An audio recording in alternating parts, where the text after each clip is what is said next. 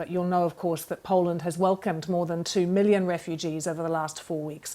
The government saying an increase in defence spending will happen as well. Their Prime Minister has travelled to Kyiv to show support for Ukraine. He's also taken steps to reduce Russia's influence in Poland's economy.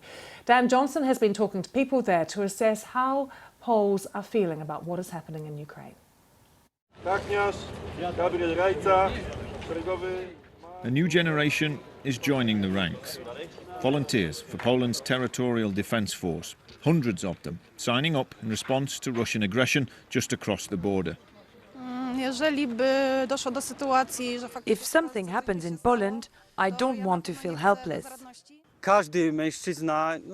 Every man and woman should fight for their country, because it's our home. Applications are up sevenfold across the country. There's a surge of patriotism. It's a new feeling for some people, and the situation on the border is fueling their decision to join up. So yeah, I've got the car full of petrol. Michael's instinct is flight, not fight. Packs of water, a rucksack ready to go, and a suit. Ready to go west if he feels his family's at risk. Putin's clearly out for something, and it makes you worry what's gonna happen next. I was here in Poland when he invaded Georgia. I was here in Poland when he invaded Crimea. So I've seen it escalate, and it doesn't look like it's necessarily going to stop with Ukraine. Krakow's main square, ancient, beautiful and busy, with only hints of these uncertain times. I'm rather terrified by the situation. I'm afraid that the war could spill over to other countries, like Poland, and I'm getting prepared. I don't know what I should think about it, because this is many information, fake news, and I'm a bit confused. Do you feel safe here?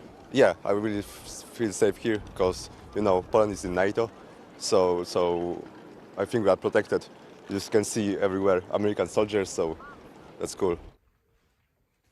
This abandoned bunker beneath the Krakow hospital is a reminder of layers of troubled history just beneath the surface. Poland's been pulled east and west through World War trauma, Soviet subjugation and Cold War tension. People thought this sort of thing was way behind them, but bitter national experience means this country's unease is deep-rooted, and despite the reassurance of being a NATO country, a European Union member, the anxiety here is genuine and it is rising. In the lines of new recruits, we found Honorata, a pacifist. You never know how you'll react, she says, when the circumstances change.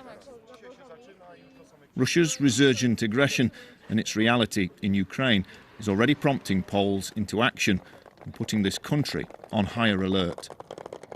Dan Johnson, BBC News, Krakow.